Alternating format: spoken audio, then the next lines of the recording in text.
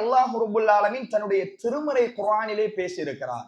அல்லாஹ் தெளிவாக குர்ஆனில் நீங்கள் மரணித்ததன் பின்னாடி உங்களுடைய சொத்துகள் உரிய முறையில் பிரிக்கப்படாவிட்டால் யாரெல்லாம் அல்லாஹ்வுடைய கட்டளையை மீறி நடக்கிறீர்களோ அவர்கள் நிரந்தர நரகவாதிகள் என்பதை குர்ஆனிலே பதிவு செய்கிறார். ஆனால் ரொம்ப கவலையான விடயம் என்ன தெரியுமா? எங்கள்ல யாருக்கும் அப்படி ஒரு சட்டம் இருக்கிறதும் தெரியாது, அதை அமல்படுத்துவதும் இல்லை. இது அல்லாஹ்வுடைய வரம்பு, அல்லாஹ் உங்களுக்கு இட்டிருக்கின்ற கட்டளை. இந்த வாரிசுரிமை சட்டத்தை நீங்கள் நடைமுறைப்படுத்தினால் உங்களை அல்லாஹ் சுவர்க்கத்திற்குள் நுழைவிப்பான், அங்கே நீங்கள் நிரந்தரமாக இருப்பீர்கள் என்று சொல்லிவிட்டு அல்லாஹ்வுடைய சட்டத்தை மீறி நீங்கள் உங்களுடைய சொத்துக்களை பிரித்து கொண்டால் அவரை அல்லாஹ் நரகில் நுழைவிப்பான். நல்லா உழைக்கணும், நல்லா சம்பாதிக்கணும், நல்லா என்ஜாய் பண்ண வேண்டும், நன்றாக இந்த உலகத்தை அனுபவிக்க வேண்டும், அப்படியே ஒன்றையும் மிச்சம் விடாம எல்லாத்தையும் திண்டு போட்டு மௌத்தாகிவிட வேண்டும் என்று சிலர் பேசுவதை பாருங்க. நம்ம மௌத்தாகிவிட்டால் நம்முடைய சொத்து என்ன நிலைக்காகுமோ? நம்ம மரணித்தால் அல்லாஹ் சொல்லுவதை போல நம்முடைய சொத்து பிரிக்கப்பட்டு விட வேண்டும் என்பதில் சஹாபாக்கள் பயந்தார்கள். முழு சொத்தையும் நீயே சாப்பிட்டு இந்த உலகத்தில் அனுபவித்து விட்டு மௌத்தாகிவிடு என்று சொல்லல. உனக்கு பின்னால் உன்னுடைய வாரிசுகள், உன்னுடைய குழந்தைகள் பிறரிடம் கையேந்துபவர்களாக விட்டு போய்விடாதே.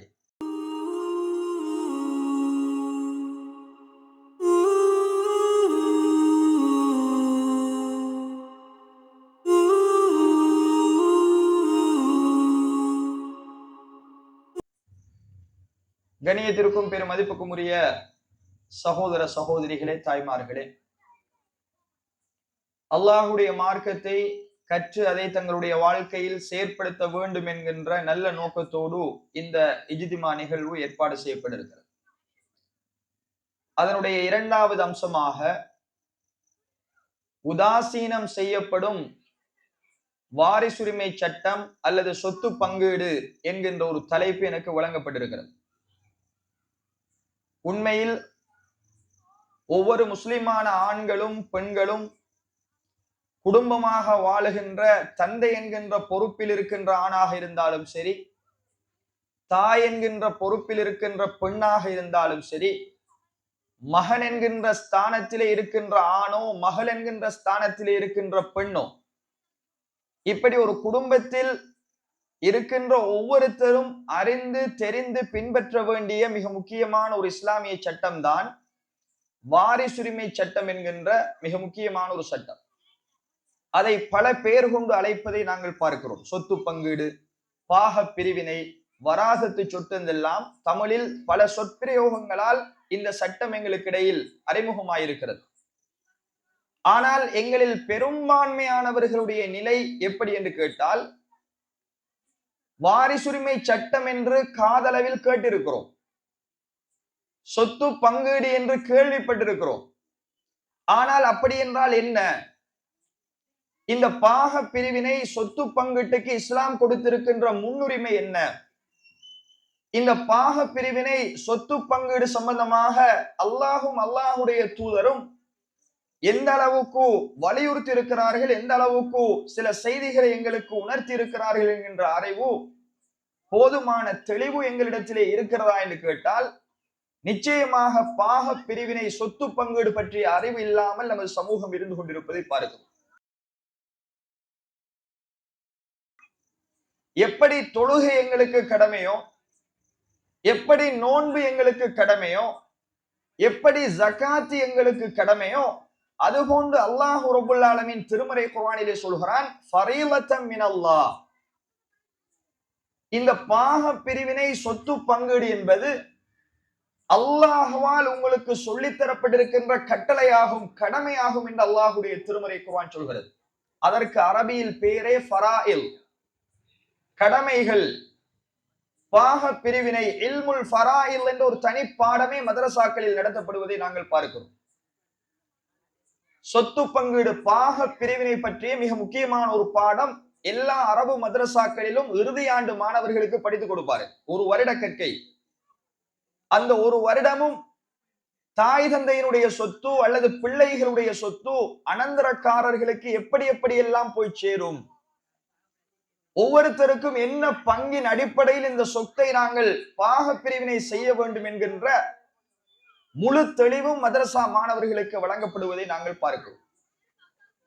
அந்த அளவுக்கு இஸ்லாத்தினுடைய மிக முக்கியமான ஆணி வேராக கருதப்படுகின்ற இந்த பாக பிரிவினை சொத்து பங்கீடு குறித்து ஒரு தெளிவான பார்வையை சுருக்கமாக இன்றைய தினம் நாங்கள் தெரிந்து கொள்ள இருக்கிறோம்.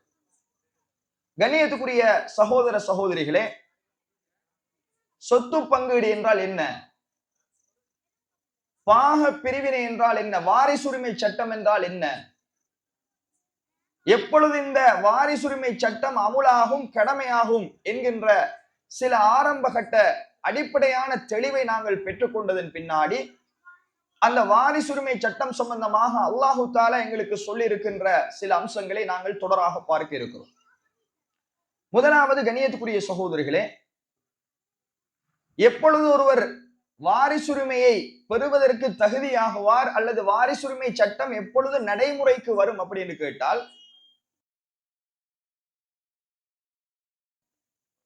நாம் இருக்கின்ற இந்த இஸ்லாமிய மார்க்கத்தை பொறுத்தவரைக்கும் அல்லாஹுடைய உதவியால் ஒரு மனிதன் எப்படி வாழ வேண்டும் என்கின்ற முழு வழிகாட்டலையும் வழங்கிய ஒரே மார்க்கம் இஸ்லாம்.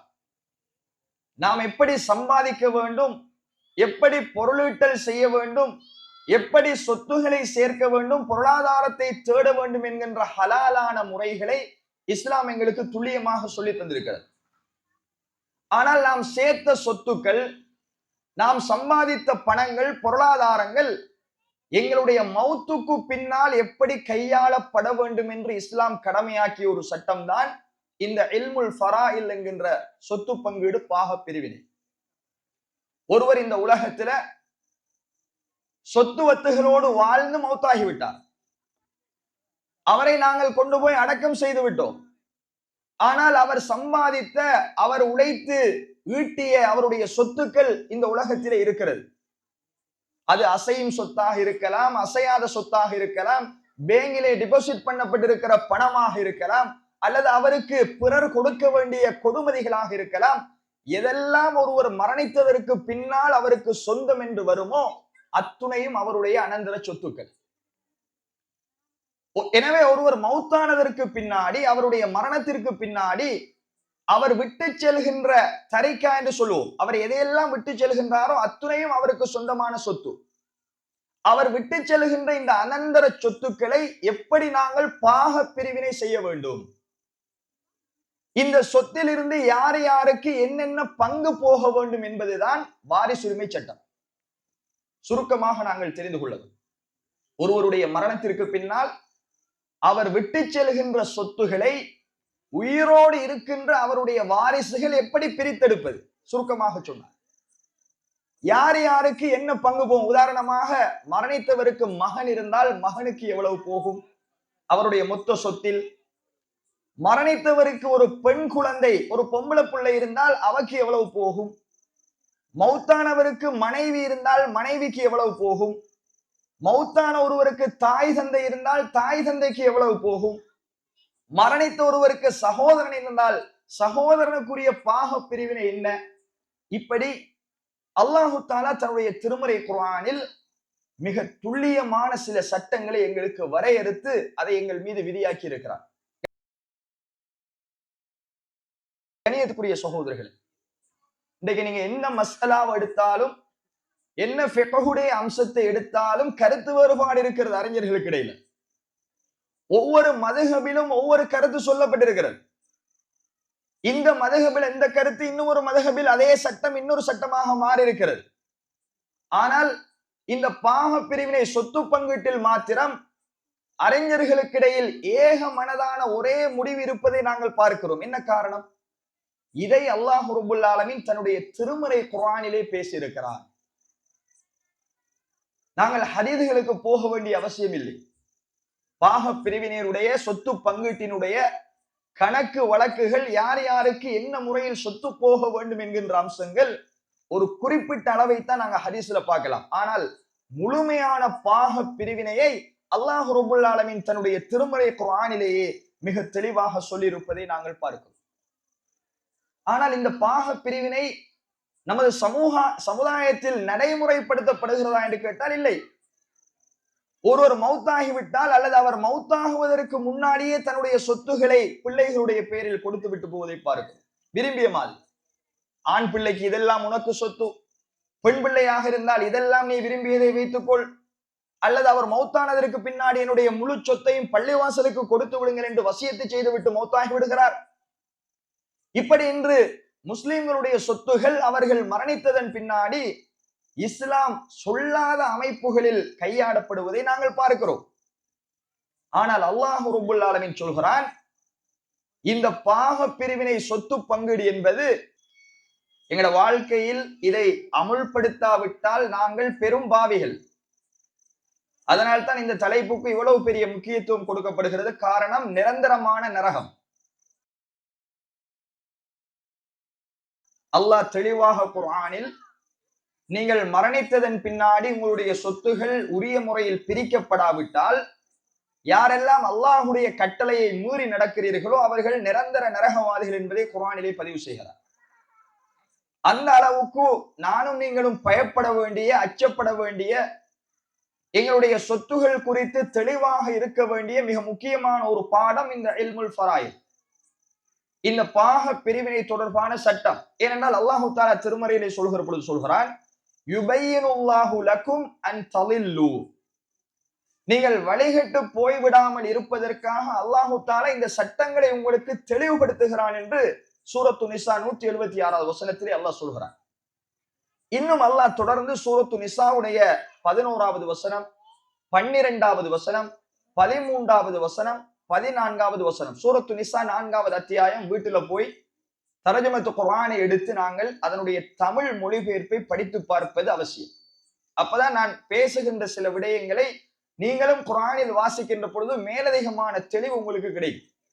சூரத்து நிசாவுடைய 11வது வசனத்திலிருந்து 14வது வசனம் வரைக்கும், இன்னும் 176வது வசனத்தில் உட்பட இந்த பாக பிரிவினையை மிக தெளிவாக கணக்கு போட்டு அல்லாஹ் கணக்கு பாடம் நடத்தியிருக்கிறான் குர்ஆன்ல.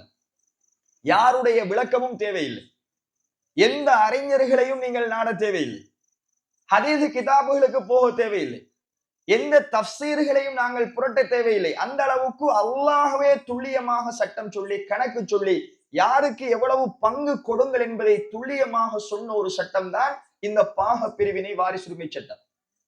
ஆனால் ரொம்ப கவலையான விடயம் என்ன தெரியுமா? எங்கள்ல யாருக்கும் அப்படி ஒரு சட்டம் இருக்கிறதும் தெரியாது, அதை அமல்படுத்துவதும் இல்லை. அல்லாஹ் இந்த சட்டத்தை பேசிவிட்டு சூரத்து நிசாவுடைய 13வது வசனத்திலே சொல்கிறான் பாருங்கள், தில்க ஹுதூதுல்லாஹ், ஒருவர் விட்டு செல்கின்ற சொத்தில் யார் யாருக்கு என்னென்ன பங்கு போக வேண்டும் என்பதை பேசிவிட்டு அல்லாஹ் அடுத்தது சொல்கிறான், இவைகள் அல்லாஹுடைய வரம்புகளாகும். தில்க ஹுதூதுல்லாஹ், இது அல்லாஹ் உங்களுக்கு இட்டிருக்கின்ற வரம்பாகும். வமை யுத்தில்லாஹ வரசூலஹு யுத்ஹில்ஹு ஜன்னாத்தின் தஜ்ரீ மின் தஹ்திஹல் அன்ஹார் ஹாலிதீன ஃபீஹா, யார் அல்லாஹுக்கும் அல்லாஹ்வுடைய தூதருக்கும் இந்த விடயத்தில் வழிபட்டு நடக்கிறாரோ அவரை அல்லாஹ் சுவர்க்கத்தில் நுழைவிப்பான், அதில் ஆறுகள் ஓடிக்கொண்டிருக்கும், அந்த சுவர்க்கத்தில் அவர்கள் நிரந்தரமாக இருப்பார்கள். யார் சுவர்க்கத்துக்கு போறவர்கள்? அல்லாஹுக்கும் அல்லாஹுடைய தூதருடைய கட்டளைக்கும் கட்டுப்படுகிறவர்கள். வாரிசுரிமை சட்டத்தை சொல்லிவிட்டு அல்லாஹ் அடுத்தது சொல்கிறான், இது அல்லாஹுடைய வரம்பு, அல்லாஹ் உங்களுக்கு இட்டிருக்கின்ற கட்டளை. இந்த வாரிசுரிமை சட்டத்தை நீங்கள் நடைமுறைப்படுத்தினால் உங்களை அல்லாஹ் சுவர்க்கத்திற்குள் நுழைவிப்பான், அங்கே நீங்கள் நிரந்தரமாக இருப்பீர்கள் என்று சொல்லிவிட்டு அடுத்த வசனம் ரொம்ப பாரதூரமான ஒரு வசனம். அல்லாஹ் எங்களை பயமுறுத்தி சொல்கிறான், وَمَن يَعْصِ اللَّهَ وَرَسُولَهُ وَيَتَعَدَّ حُدُودَهُ يُدْخِلْهُ نَارًا خَالِدًا فِيهَا وَلَهُ عَذَابٌ مُهِينٌ, யார் அல்லாஹுக்கும் அல்லாஹுடைய தூதருக்கும் மாறு செய்து அல்லாஹ் இட்ட வரம்பை மீறுகிறாரோ, இதான் மிக முக்கியமான விஷயம். وَمَن يَتَعَدَّ حُدُودَهُ, இப்படித்தான் உங்களுடைய சொத்துகள் பிரிக்கப்பட வேண்டும் என்று அல்லாஹ் உங்களுக்கு ஒரு சட்டத்தை வகுத்திருக்கின்ற பொழுது அல்லாஹுடைய சட்டத்தை மீறி நீங்கள் உங்களுடைய சொத்துக்களை பிரித்து கொண்டால் அவரை அல்லாஹ் நரகில் நுழைவிப்பான். யுதுஹில்ஹு நாரன் ஹாலிதன் ஃபீஹா, நஊது பில்லாஹி மின்ஹு, அவரை அல்லாஹ் நரகில் நுழைவித்து அங்கே அவரை நிரந்தரமாக தங்க செய்வான், அங்கே அவருக்கு மிக மோசமான வேதனை இருக்கிறது என்பதை அல்லாஹுடைய திருமறை குர்ஆன் சொல்லி காட்டுவதை பார்க்கிறோம். சூரத்து நிசாவுடைய 13வது 14வது வசனம். எனவே கண்ணியத்துக்குரிய சகோதரர்களே, அல்லாஹ்வின் நல்லடியார்களே, ஃபரீலத்தன் மின் அல்லாஹ், இது அல்லாஹ்வால் எங்கள் மீது விதியாக்கிய ஒரு மிக முக்கியமான கடமையை நாங்கள் படிக்க வந்திருக்கிறோம். அதை எங்களுடைய வாழ்க்கையில் கேட்பதை போல நாங்கள் நடைமுறைப்படுத்த வேண்டும். அல்லாஹ் குர்ஆனில் சூரத்து நிசாவுடைய 7வது வசனத்திலே சொல்கிறான், லிர்ரிஜாலி நஸீபும் மிம்மா தரக்கல் வாலிதானி வல் அக்ரபூன் வலின் நிசாஇ நஸீபும் மிம்மா தரக்கல் வாலிதானி வல் அக்ரபூன். ஆண்களுக்கும் பெண்களுக்கும் அவர்களுடைய பெற்றோரும் அவர்களுடைய நெருங்கிய உறவினர்களும் விட்டு சென்ற சொத்தில் பங்கு இருக்கிறது. மிம்மா கல்ல மின்ஹு அவ் கஸுர நஸீபம் மஃப்ரூலா. அது குறைந்த சொத்தாக இருந்தாலும் சரி, மரணித்த தந்தையோ தாயோ உறவினர்களோ விட்டு சென்ற சொத்து குறைந்த அளவில் இருந்தாலும் சரி, அது கூடிய அளவில் இருந்தாலும் சரி, அல்லாஹ்வால் விதியாக்கப்பட்ட சொற்ப அளவு அதிலிருந்து அவர்களுக்கு இருக்கிறது என்பதை அல்லாஹுடைய குர்ஆன் சொல்கிறது. எனவே சொத்துவத்தோடு வாழ்ந்த ஒருவர் அந்த சொத்தை விட்டு மரணிக்கின்ற பொழுது ஆண்களுக்கும் பெண்களுக்கும் அதிலே பங்கு இருக்கிறது என்பதை அல்லாஹுடைய குர்ஆன் சொல்கிறது. இதுல கண்ணியத்துக்குரிய சகோதரர்கள் ஒரு அடிப்படையை புரிய வேண்டும். எங்களில் பெரும்பான்மையானவர்கள் என்ன நினைத்திருக்கிறோம் தெரியுமா? இந்த உலகத்துல நல்லா உழைக்கணும், சம்பாதிக்கணும், இந்த உலகத்திலேயே எல்லாத்தையும் திண்டு உடுத்து குடித்து முடித்து விட்டு ஒன்றும் இல்லாம மௌத்தா போயிடணும் என்று நாம் விளங்கி இருக்கிறோம். சிலர் பேசும்போது சொல்கிறாரு, நல்லா உழைக்கணும், நல்லா சம்பாதிக்கணும், நல்லா என்ஜாய் பண்ண வேண்டும், நன்றாக இந்த உலகத்தை அனுபவிக்க வேண்டும், அப்படியே ஒன்றையும் மிச்சம் விடாம எல்லாத்தையும் திண்டு போட்டு மௌத்தாகி விட வேண்டும் என்று சிலர் பேசுவதை பாருங்கள். ஆனால் உண்மையில் இஸ்லாம் என்ன சொல்கிறது தெரியுமா? நீங்க இந்த உலகத்தில் உழைக்க வேண்டும், உண்ண வேண்டும், அல்லாஹ் தந்த நிஅமத்தை நீங்கள் புசிக்க வேண்டும், இந்த உலகத்துல நீங்க ஆடம்பரமாக சந்தோஷமாக இருக்க வேண்டும், அதில் மாற்று கருத்து இல்லை. ஆனால் இஸ்லாம் எதை விரும்புகிறது என்றால், நீங்கள் மரணிக்கின்ற தருவாயில் உங்களுடைய வாரிசுகளுக்கு நீங்கள் சொத்தை விட்டு போட்டு போக வேண்டும். எல்லாத்தையும் இந்த உலகத்திலேயே கைகளை விட்டு நீங்கள் போகாமல், உங்களுடைய மௌத்துக்கு பின்னால் உங்களை நம்பி இருக்கின்ற உங்களுடைய வாரிசுகள், வராதத்துகள், அவர்களுக்கென்று நீங்கள் சொத்தை மீதம் வைத்துவிட்டு போகக்கூடியவர்களாக இருக்க வேண்டும் என்பதைத்தான் இஸ்லாம் விரும்புவதை கண்ணியத்துக்குரிய சகோதரிகளை நாங்கள் பார்க்கிறோம். ரசூலுல்லாஹி ஸல்லல்லாஹு அலைஹி வஸல்லம் அவர்கள் சஅத் இப்னு அபி வக்காஸ் ரலியல்லாஹு அன்ஹு மக்காவுல நோய்வாய்ப்பட்டிருக்கிறார். அவரை அல்லாஹ்வுடைய தூதர் அவர்கள் நோய் விசாரிப்பதற்காக வராங்க வீட்டுக்கு. மக்காவுல சஅத் இப்னு அபி வக்காஸுடைய வீட்டுக்கு அல்லாஹ்வுடைய தூதர்கள் வந்தால், சஅத் இப்னு அபி வக்காஸ் ரலியல்லாஹு அன்ஹு அவர்கள் அல்லாஹ்வுடைய தூதரை பார்த்து கேட்கிறார்கள், சஹாபாக்களுடைய கவலையை பாருங்க, நம்ம மௌத்தாகி விட்டால் நம்முடைய சொத்து என்ன நிலைக்காகுமோ, நம்ம மரணித்தால் அல்லாஹ் சொல்லுவதை போல நம்முடைய சொத்து பிரிக்கப்பட்டு விட வேண்டும் என்பதில் சஹாபாக்கள் பயந்தார்கள், கடும் கவனமாக இருந்தார்கள். சஅத் இப்னு அபி வக்காஸ் அவர்களை நோய் விசாரிக்க வந்த ரசூலுல்லாஹ்விடத்தில் சஅத் இப்னு அபி வக்காஸ் சொல்கிறார், யா ரசூலல்லாஹ் லீ மாலுன், எனக்கு சொத்துவத்துகள் இருக்கிறது யா ரசூலல்லாஹ், ஊசி பிமாலி குல்லி, என்னுடைய எல்லா சொத்தையும் நான் பிறருக்கு வசியத்து செய்துவிட்டு மௌத்தாகிடட்டுமா, இந்த எல்லா சொத்தையும் நான் யாருக்காவது கொடுத்து விடட்டுமா என்று கேட்கிறார். அல்லாஹ்வுடைய தூதர் சொன்னார்கள், காலலா, உன்னுடைய எல்லா சொத்தையும் நீ முழுமையாக அல்லாஹ்வுடைய பாதையில் கொடுத்து விட்டு மௌத்தாக கூடாது. உடனே அவர் கேட்டார், அல்லாஹ்வுடைய தூதரே, ஃபஷத்ர், என்னுடைய சொத்தில் அரைவாசியை கொடுக்கட்டுமா, முழு சொத்தையும் கொடுக்க வேண்டாம் என்று விட்டீர்கள், என்னுடைய சொத்தை முழுவதுமாக சேர்த்து அதை அரைவாசியாக பிரித்து அரைவாசி சொத்தை நான் வச்சுக்கிறேன், மௌத்தானதுக்கு பிறகு வாரிசுகள் எடுத்துக்கொள்ளட்டும், அரைவாசி சொத்தை நான் அல்லாஹ்வுடைய பாதையில தர்மம் செய்து விட்டு மௌத்தாகட்டுமா? ரசூலுல்லாஹ் சொன்னார்கள், இல்லை.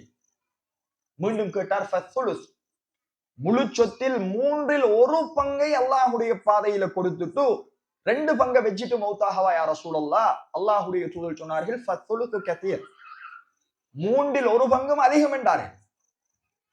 சொல்லிவிட்டு அல்லாஹ்வுடைய தூதர் ஸல்லல்லாஹு அலைஹி வஸல்லம் சொன்ன ஒரு வார்த்தை தான் எங்களுக்கு மிக முக்கியமான ஒரு வார்த்தை. என்ன சொன்னார்கள்? அன் ததஅ வரஸதக அக்னியா கைரும் மின் அன் ததஅஹும் ஆலத்தன் யதகஃபஃபூன الناس ஃபி ஐதீஹிம். உன்னுடைய வாரிசுகள், உன்னுடைய குழந்தைகள் நீ மரணித்ததன் பின்னால் பிறரிடம் கையேந்துவதை விட அவர்களை பணக்காரர்களாக நீ விட்டு செல்வதே சிறந்தது என்று ரசூலுல்லாஹி ஸல்லல்லாஹு அலைஹி வஸல்லம் சொன்னார்.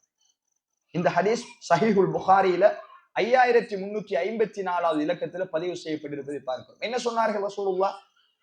முழு சொத்தையும் நீயே சாப்பிட்டு இந்த உலகத்தில் அனுபவித்து விட்டு மௌத்தாகிவிடு என்று சொல்லல. உனக்கு பின்னால் உன்னுடைய வாரிசுகள், உன்னுடைய குழந்தைகள் பிறரிடம் கையேந்துபவர்களாக விட்டு போய்விடாதே. நீ அவர்களுக்காக உன்னுடைய சொத்தை விட்டு செல்.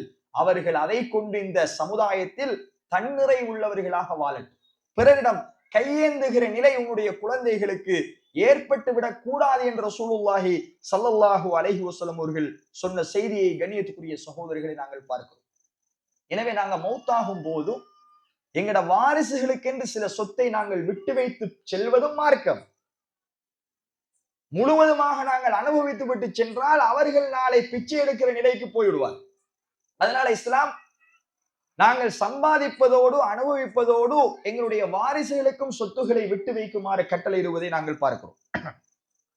ரசூலுல்லாஹ்வுடைய காலத்தில் ஒரு வளமை என்ன அப்படின்னு கேட்டால், அவங்ககிட்ட இருந்த பெரிய சொத்து அடிமைகள்.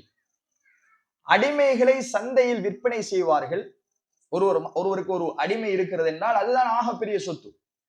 அவர் மௌத்தானதன் பின்னாடி அந்த அடிமை விற்பனை செய்யப்பட்டு அதிலிருந்து வார காசு எடுத்துத்தான் அவர்கள் தங்களுடைய அந்த சொத்துரிமையை பிரித்துக் கொள்வார். ஒரு நாள் ஒரு சஹாபி என்ன செய்து விட்டார்? ஒரு வசியத்து செய்து விட்டார்.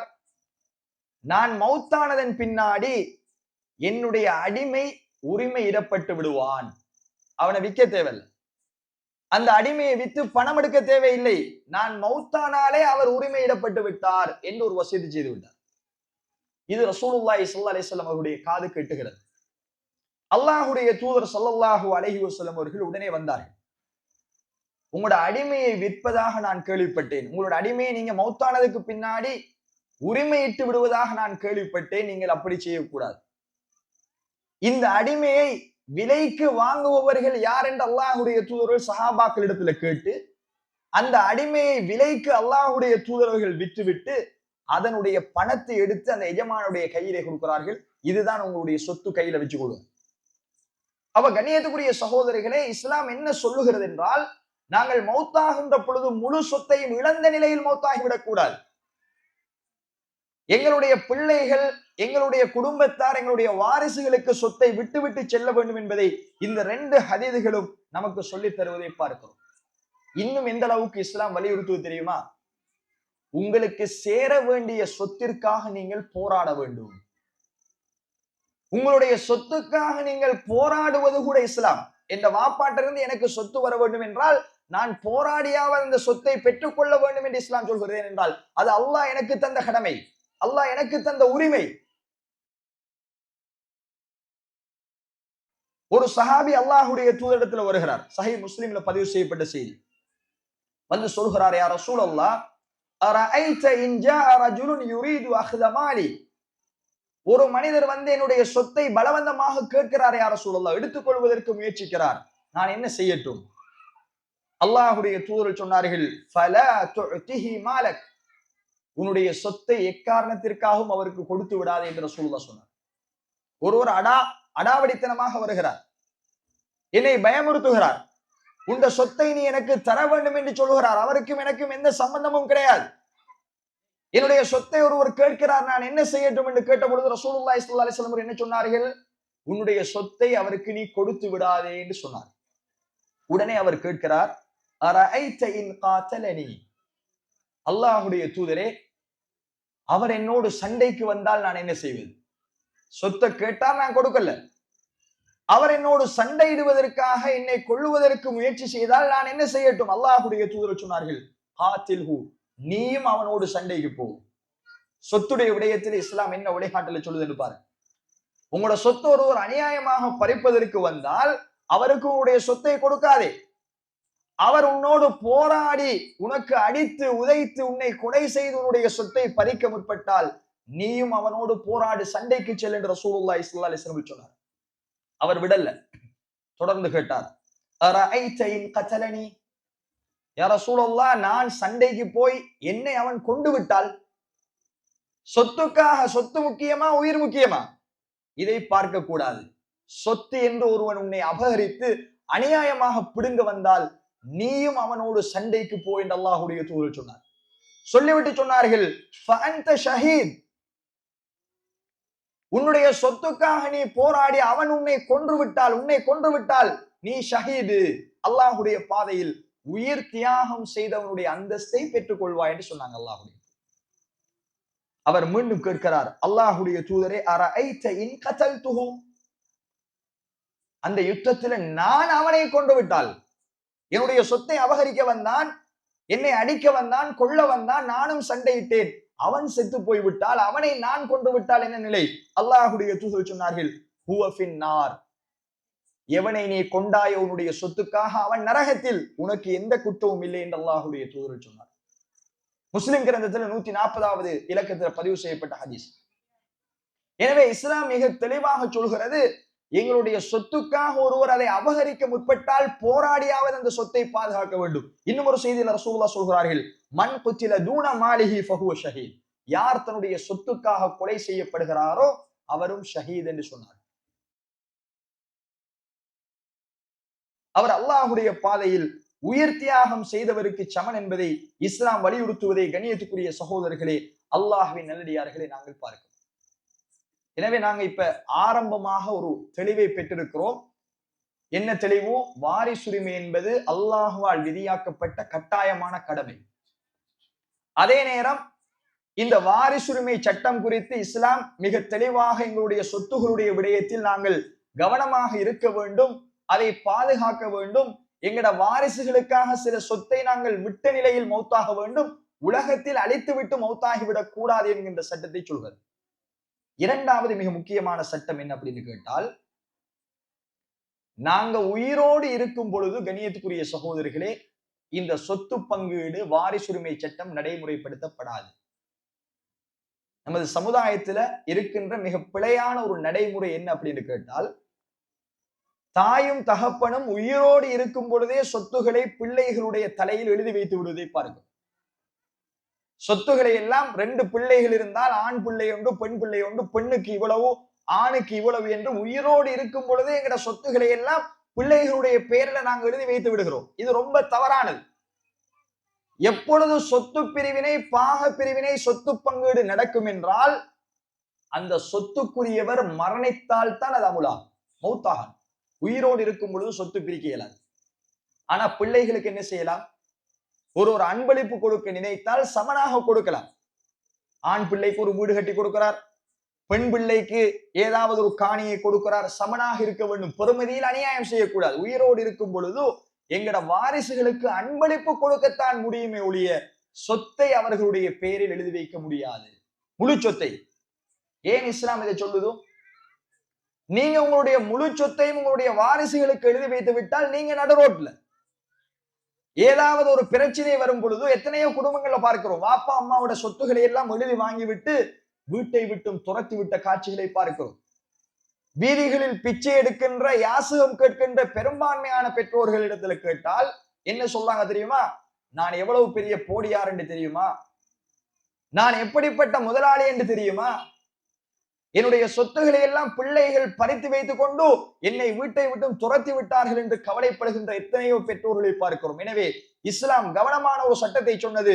இந்த வாரிசுரிமை சட்டத்தை நீங்கள் உயிரோடு இருக்கும் வரைக்கும் உங்களோட சொத்து உங்களுக்கு தான், யாருக்கும் கொடுக்க இயலாது, யாரும் கேட்கவும் இயலாது. நீங்க விரும்பி கொடுத்தாலே ஒழிய, நீங்க விரும்பி ஒரு பிள்ளையை டாக்டருக்கு படிக்க வைக்கிறீங்க, அந்த டாக்டர் செலவுக்கு 1,00,000 ரூபாய் நீங்க செலவழிக்கிறீங்க, தாராளமா செலவழிக்கலாம். இன்னொரு பிள்ளையை என்ஜினியருக்கு படிக்க வைக்கிறீங்க, அந்த என்ஜினியர் பிள்ளைக்கு அதை விட குறைவான 50,000 செலவழிக்கிறீங்க, அதை விட குறைவுதான், அவனோட படிப்புக்கு ஏத்த மாதிரி செலவழிக்கிறீங்க, அது பிரச்சனை இல்லை. ஒரு பொம்பளை பிள்ளைக்கு ஒரு போன் வாங்கி கொடுக்குறீங்க, ஆம்பளை பிள்ளைக்கும் போன் வாங்கி கொடுக்குறீங்க, பிரச்சனை இல்லை. உங்களோட சொத்துல இருந்து தாராளமா உங்களுடைய வாரிசுகளுக்கு நீங்க அன்பளிப்பா கொடுக்கலாம். அதுலயும் நீங்க நீதமாக நடந்து கொள்ள வேண்டும், யாருக்கும் அநியாயம் செய்யக்கூடாது. ஒரு ஆளுக்கு கொடுத்து விட்டு ஒரு ஆளுக்கு கொடுக்காம விடக்கூடாது. அது பின்னாடி நாங்க அதை பார்க்க இருக்கிறோம். எனவே கண்ணியத்துக்குரிய சகோதரிகளை, நீங்கள் உயிரோடு இருக்கும் பொழுது விரும்பி அன்பளிப்பு செய்யலாமே ஒழிய முழு சொத்தையும் அன்பளிப்பு செய்யலாம். இப்ப உங்களோட 1 கோடி ரூபாய் தான் காசு இருக்கு. உங்களோட சொத்தே 1 கோடி ரூபாய். சும்மா உதாரணத்துக்கு சொல்றேன். ஒரு ரொக்கமாக எங்களுக்கு தெரிந்த ஒரு கணக்கு இலகுவா விளங்கு. உங்களோட முழு சொத்தும் நீங்கள் உயிரோடு இருக்கும் பொழுது 1 கோடி. உடனே நீங்க ஆம்பளை புள்ள ஒன்றிக்கு பொம்பளை புள்ள ஒன்றிக்கு ரெண்டும் தான் எங்கட வாரிசு. 50 லட்சம் ரூபாய ஆம்பளை புள்ளோட பேர்லையும் மீதமுள்ள 50 லட்சம் ரூபாயை பொம்பளை புள்ளோட பேர்லையும் எழுதி வைக்கிறீங்க. இந்த சொத்தை நான் 2ஆ பிரிச்சு சமனா நீதமா இந்த 2 பிள்ளைகளையும் கொடுக்கிறேன். கொடுக்கலாமா? கொடுக்கலாம். இஸ்லாம் சொல்லுகிறது, நீங்க உயிரோடு இருக்கும் பொழுது உங்களுடைய சொத்துக்களை யாருக்கும் பிரிக்க இயலாது. ஆனால் இந்த சட்டத்தை நீங்கள் படித்ததன் பின்னாடி தெளிவாக எழுதி வைத்து விட்டு மௌத்தாக வேண்டும். நான் மௌத்தானால், நான் உயிரோடு இருக்கும் பொழுது என்னுடைய சொத்தினுடைய பெறுமதி இவ்வளவு, வார கணக்கு பேங்கில் இருக்கிறது. சொத்து என்றால் நாங்கள் நினைத்து விடக்கூடாது, வளவு மட்டும்தான் சொத்து. கண்ணியத்துக்குரிய சகோதரர்களே, ஒருவருடைய குடியிருக்கின்ற வீடு அவருடைய சொத்து, அவர் வாங்கி போட்ட வளவு அவருடைய சொத்து, அவர் ஓடுகின்ற வாகனம் அவருடைய சொத்து, அவருடைய பேங்கில் டிபாசிட் பண்ணப்பட்டிருக்கின்ற பணம் அவருடைய சொத்து. இது மாதிரி அவருடைய பேரில் என்னென்ன சொத்துகள் இருக்கிறதோ அத்துணையையும் சேர்த்துத்தான் வாரிசுரிமை சட்டம். யாராவது கடனாளிகள் அவருக்கு திருப்பி கொடுக்க இருந்தால், 1 கோடி ரூபாய் ஒரு 10 பேர் கொடுக்க வேண்டியிருக்கின்றால் அதையும் சேர்த்துத்தான் சொத்து பங்கீடு. எனவே 1 கோடி ரூபாயை 2 பிள்ளைகளுக்கும் 50 லட்சம் 50 லட்சமாக பிரித்து கொடுக்க இயலாது. எப்ப உங்களுடைய சொத்து பிரிவினை கடமை என்றால் நீங்கள் மரணித்ததற்கு பின்னாடி. ஆனா நீங்க எழுதி வைக்கலாம், என்ற இவ்வளவு கோடி ரூபாய் சொத்துல என் ஆம்பளை பிள்ளைக்கு இவ்வளவு போக வேண்டும், நான் மௌத்தானதின் பின்னாடி என்னுடைய பொம்பளை பிள்ளை இவ்வளவு விடுங்க. இதான் இஸ்லாமிய சட்டம். இதைத்தான் இஸ்லாம் சொல்கிறது. நீங்க வசியத்து செய்யுங்க, உங்களோட பிள்ளைகளுக்கு நீங்கள் தெளிவூட்டுங்கள். நான் மௌத்தானதின் பின்னாடி நீங்கள் அடிபிடிப்பட்டு சாக வேண்டாம். சொத்துக்காக கொலை நடப்பதை பார்க்கிறோம். பாப்பா மௌத்தாகிய மறுகணம் கோர்ட்ல கேஸ் போகுது. அண்ணன் தன்னுடைய சொத்தை அபகரித்து விட்டார், தங்கைக்கு கொடுக்கவில்லை, அல்லது அண்ணன் தம்பிக்குள் அடிபிடி நடப்பதை பார்க்கிறோம். சொத்துக்காக உயிர்கள் போயிருப்பதை கூட பார்க்கிறோம். எனவே இதை எதற்கும் நீங்கள் வழிவகுக்காமல் இஸ்லாம் சொல்லுகின்ற பாக பிரிவினையை கையாண்டால், கண்ணியத்துக்குரிய சகோதரர்களே, சுபஹானல்லாஹ், அல்லாஹ் போட்ட கணக்கு தப்பாது. அல்லாஹ் ரொம்ப ஹிக்மத்தானவர். யாருக்கும் அல்லாஹ் அநீதம் இழைக்காமல் நான் சொல்லுகின்ற கணக்கை நீங்கள் பார்த்தால் நாங்கள் வியந்து போகின்ற அளவுக்கு அல்லாஹ் எங்களுக்கு அநீதம் இழைக்காமல் சொத்து பங்கீட்டில் உரிமை தந்திருக்கிறான். ஆணுக்கும் பெண்ணுக்கும் சமமான உரிமை வழங்கப்பட்டிருக்கிறது சொத்து பங்கீடு. பெண்களுக்கும் சொத்து பங்கீடு இருக்கிறது என்று சொன்ன ஒரே மார்க்கம் இஸ்லாம் தான். வேறு எந்த மார்க்க மதத்திலும் பெண்களுக்கு சொத்து என்கின்ற லெவலை நீங்கள் காண முடியாது. வேறு மதங்களில் ஒரு ஆம்பளை ஒரு பெண்ணை திருமணம் முடித்து அவனுடைய வீட்டுக்கு கொண்டு போய்விட்டால் தாய் வீட்டுக்கும் அவளுக்கும் எந்த சம்பந்தமும் இல்லை, எந்த சொத்தும் அவளுக்கு இல்லை. இதான் புறமத கலாச்சாரம். ஆனால் இஸ்லாமிய மார்க்கம் மட்டும் தான் சொல்லுகிறது, லிர்ரிஜாலி நஸீபும் மிம்மா தரக்கல் வாலிதான் வல்லக்ரபூன் வலின்னிஸாஇ நஸீபும் மிம்மா தரக்கல் வாலிதானி வல்லக்ரபூன். தாய் தந்தை விட்டு செல்கின்ற சொத்தில், உறவினர்கள் விட்டு செல்கின்ற சொத்தில் எப்படி ஆண்களுக்கு பங்கு இருக்கிறதோ அப்படி பெண்களுக்கும் பங்கு இருக்கிறது என்று சொன்ன ஒரே மார்க்கம் இஸ்லாம்.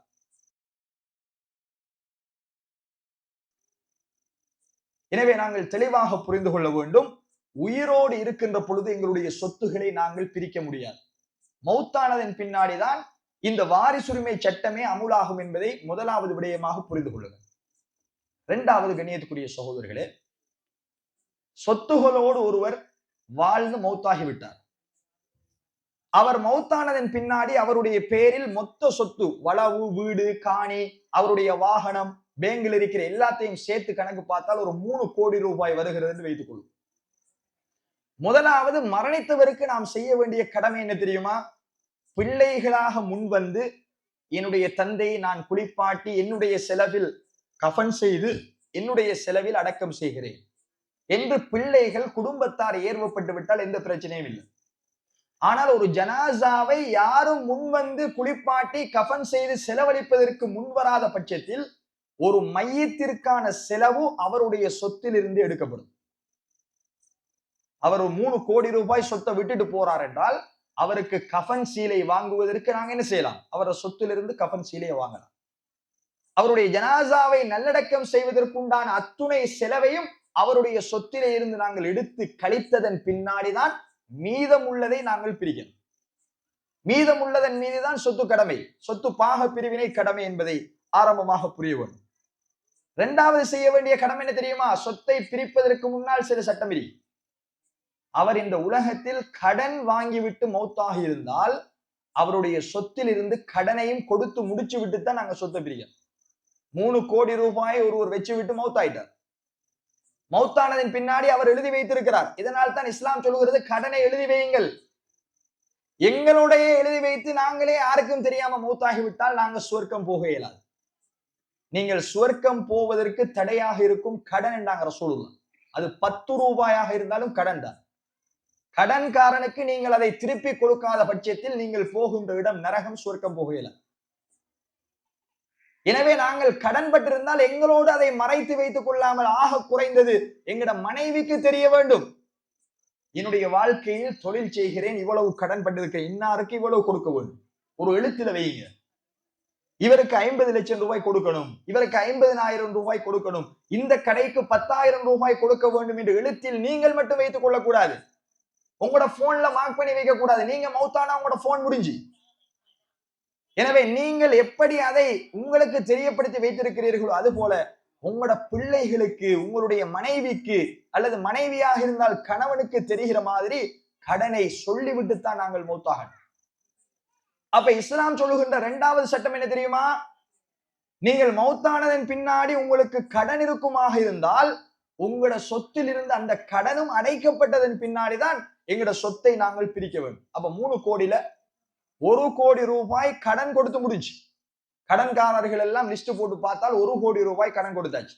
மீதமுள்ள சொத்து எவ்வளவோ 2 கோடி ரூபாயை தான் வாரிசுகளுக்கு பிரிக்க முடியுமே அல்லாமல் கடனை கொடுக்காமல் 3 கோடியை பிரிச்சால் மௌத்தானவர் போகின்ற இடம் நரகம்.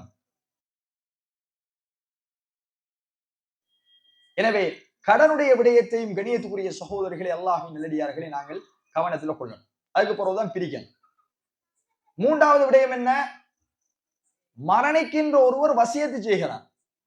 நான் மௌத்தானதின் பின்னாடி என்னுடைய சொத்துல இந்த வளவை பள்ளிவாசலுக்கு கொடுத்துருங்க, நான் மௌத்தானதின் பின்னாடி என்னுடைய காசுல 1 கோடி ரூபாயை இன்னாருக்கு கொடுங்க என்று வசியத்து செய்கிறார். இந்த வசியத்தை நாங்க நிறைவேற்றலாமா இல்லையா என்றால் இஸ்லாம் அதற்கும் எங்களுக்கு அழகான சட்டம் சொல்லுது. என்ன சட்டம்? முழு சொத்தையும் வசியத்து செய்கிறார். பாப்பா சொல்றாரு, நான் மௌத்தானதுக்கு பின்னாடி இந்த முழு சொத்தையும் அப்படியே பள்ளிவாசலுக்கு கொடுத்துருங்கன்னா கொடுக்க இயலாது. அல்லது இந்த சொத்துல அறவாசியை இன்னாருக்கு கொடுங்கன்னா கொடுக்க இயலாது. நாங்க நேரத்தோட பார்த்த ஹதீஸ்ல ரசூலுல்லாஹ் வந்த நேரத்தில் அந்த சஹாபி சஅத் இப்னு அபி வக்காஸ் கேட்ட நேரத்தில் ரசூலுல்லாஹ் என்ன சொன்னார்கள்? முழுவதுமாக கொடுத்துட்டுமா கொடுக்க வேண்டாம், அரைவாசியை கொடுக்கட்டுமா கொடுக்க வேண்டாம், 3ல் 1 கொடுக்கட்டுமா யார ரசூலுல்லாஹ் என்றதுக்கு அல்லாஹ்வுடைய தூதர் அதுவும் அனுமதி என்று விட்டு அனுமதித்தார். அதுவும் கூட 3ல் 1 கூடத்தான் என்று சொல்லிவிட்டு அதையே அல்லாஹ்வுடைய தூதர்கள் அங்கீகரித்தார். எனவே மரணித்த ஒருவருடைய சொத்தில் இருந்து நாங்கள் வசியத்து செய்ததை எடுத்து கொடுப்பதாக இருந்தால் 3ல் 1 பங்கை தான் கொடுக்கலாம். 3 கோடி ரூபாய் இருந்தால் 1 கோடி ரூபாயைத்தான் நாங்கள் வசியத்தாக நிறைவேற்றலாமே அல்லாமல் 3ல் 2 கோடியோ அல்லது 3 கோடியையுமோ அல்லாஹ்வுடைய பாதையில் கொடுக்க இயலாது. அது இஸ்லாமிய சட்டத்துக்கு முரண். எனவே ஒருவர் யாருடைய பெயரை குறிப்பிட்டு சொத்தை கொடுங்கள் என்று சொல்லிவிட்டு அவர் மௌத்தாக இருந்தாலும், பள்ளிவாசலுக்கே கொடுங்கள் என்று சொல்லியிருந்தாலும் 3ல் 1 நாங்க நிறைவேற்ற வேண்டுமே அல்லாமல் 3ல் 2 அல்லது அதற்கு விட கூடுதலாகவோ நிறைவேற்ற கூடாது என்பது இஸ்லாம் சொல்கின்ற தெளிவான சட்டம். எனவே கண்ணியத்துக்குரிய சகோதரர்களே, அல்லாஹ்வின் நல்லடியார்களே, அல்லாஹ் குர்ஆனிலே சொல்கிறான், மின் பஅதி வஸியத்தின் யூஸி பிஹா அவ் தீன். நீங்கள் எப்பொழுது பாக பிரிவினை செய்ய வேண்டும் என்றால் அவருடைய கடனையும் அவர் செய்த வசியத்துகளையும் நீங்கள் நிறைவேற்றியதன் பின்னாடிதான் சொத்து பங்கீடு செய்யும். உங்களோட சொத்தை நீங்கள் பிரிக்க வேண்டும் என்கின்ற தெளிவான சட்டத்தை அல்லாஹ்வுடைய திருமறை குர்ஆன் சொல்லி காட்டுவதை கண்ணியத்துக்குரிய சகோதரர்களை நாங்கள் பார்க்கிறோம். எனவே இது 3வது விஷயம். அப்போ ஒருவர் விட்டு செல்லுகின்ற சொத்தில் அவரை ஜனாசா நல்லடக்கத்திற்கு நாங்கள் எடுக்கலாம்.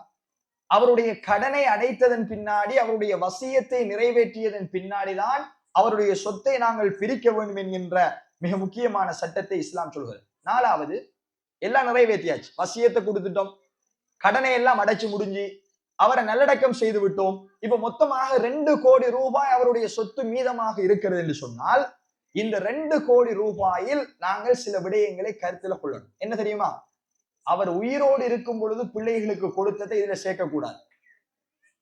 ஒரு ஆள் செல்றார், நீ உயிரோடு இருக்கும் பொழுது வாப்பா உனக்கு ஒரு கார் வாங்கி தந்தாரு, எனவே அந்த காரோட காசு இதுல இருந்து கழிப்போம்னா கழிக்க இயலாது. உயிரோடு இருக்கும் பொழுது கொடுத்ததெல்லாம் அன்பளிப்பு, அது வாரிசுரிமைக்குள்ள வரவே வராது. மௌத்தானதன் பின்னாடி என்ன காசு இருக்கிறதோ, என்ன சொத்து இருக்கிறதோ அத்துணையையும் அல்லாஹ் சொல்லுகிற அடிப்படையில் பிரிக்கணும். முதல் கொடுத்ததை இதுல சேர்க்க முடியாது, கழிக்க முடியாது. எனவே அதையும் கணியத்துக்குரிய சகோதரர்களே நாங்கள் தெளிவாக புரிந்து கொள்ளவும். அஞ்சாவது விஷயம் என்ன தெரியுமா? வாப்பா மௌத்தானதன் பின்னாடி அல்லது உம்மா மௌத்தானதன் பின்னாடி வாரிசுகள் உயிரோடு இருக்கணும். நான் மௌத்தானதன் பின்னாடி உதாரணத்திற்கு என்னுடைய பிள்ளை உயிரோடு இருந்தால் தான் அவனுக்கு சொத்து போகும். எனக்கு முதல் என்ன பிள்ளை மௌத்தாயிட்டாண்டு, அல்லாஹ் பாதுகாக்கணும் சொல்றேன். உதாரணத்துக்கு எனக்கு முன்னாடி என்னுடைய பிள்ளை மரணித்து விட்டார், அவருடைய மனைவி இருக்கிறாள். இப்ப நான் மௌத்தானதன் பின்னாடி என்ற மருமகள், என்ற மகண்ட வைஃப் வந்து என்னிட்ட கேட்கிறா, உங்களோட பாப்பா நான் மௌத்தாயிட்டேன், என் வைஃப்ட வந்து கேட்கிறா, அவரோட பிள்ளைட சொத்து தாங்க. புள்ள எங்க? புள்ள மௌத்தாயி, இந்த புள்ள நேரத்துடைய மௌத்தாயிட்டு, எனக்கு முதல் மௌத்தாயிட்டான். எனவே மௌத்தான ஒருவருக்கு நாங்க என்ன செய்யலாது? சொத்தை கொடுக்கல. நான் சொத்தை விட்டு விட்டு நான் மௌத்தாகும் போது என்ற வாரிசு உயிரோடு இருந்தால்தான் அந்த சொத்து போகும். இதையும் தெளிவா புரிஞ்சுக்கணும். எந்தெந்த வாரிசுகள் எல்லாம் என்னுடைய சொத்தை பிரிக்கின்ற பொழுது உயிரோடு இருக்கிறார்களோ அவர்களுக்குத்தான் சொத்து போகுமே அல்லாமல் மரணித்த ஒருவருக்கு சொத்து கேட்க இயலாது. வாரிசு உயிரோடு இருக்க வேண்டும் என்பதும் இஸ்லாமிய வாரிசுரிமையில் மிக முக்கியமான சட்டம். எனவே கண்ணியத்துக்குரிய சகோதரர்களே, இந்த அடிப்படையான சட்டங்களை புரிந்து கொண்டு இப்ப நாங்க எங்கட சொத்தை நாங்க எப்படி பிரிக்கிறோங்கிறத உதாரணத்தோட சொல்றேன். யாருக்கு என்னென்ன பங்கு அல்லாஹ் குர்ஆன்ல சொல்ற கணக்கு. உண்மையில் இந்த வாரிசுரிமைக்கு தகுதியானவர்கள் 25 பேர். குர்ஆன்லையும் ஹதீஸிலையும் நாங்க புரட்டி பார்த்தால் ஆண்கள்ல 15 பேர் வாரிசுரிமை பெறலாம், பெண்கள்ல 10 பேர். மொத்தம் வாரிசுரிமை பெற தகுதியானவர்கள் 25 பேர்கள் என்பது அறிஞர்களுடைய ஏகமனதான கருத்து. குர்ஆனிலும் ஹதீஸிலும் வந்திருக்கிற அந்த லிஸ்ட் படி எல்லாரையும் பார்ப்பதற்கு இந்த நிகழ்ச்சி போதாது. ஒவ்வொருத்தருக்கும் எவ்வளவு பங்கு போகும் என்பதையும் நாள் கணக்குல மாத கணக்கில் நாங்க படிக்கணும். அந்த அளவுக்கு பெரிய ஒரு பாடம். ஆனா நம்மட சூழ்நிலை இது இருக்கின்ற ஒரு சிலரை மட்டும் உதாரணத்தோடு சொன்னால் உங்களுக்கு புரியும்னு நினைக்கிறேன். கணியத்துக்குரிய சகோதரர்களே, முதலாவது சாரார் பிள்ளைகள். தாயும் தந்தையும் மௌத்தானால் பிள்ளைகளுக்கு எவ்வளவு சொத்து போகும், இதான் நாங்க அடிப்படையா தெரிந்திருக்க வேண்டிய மிக முக்கியமான சட்டம்.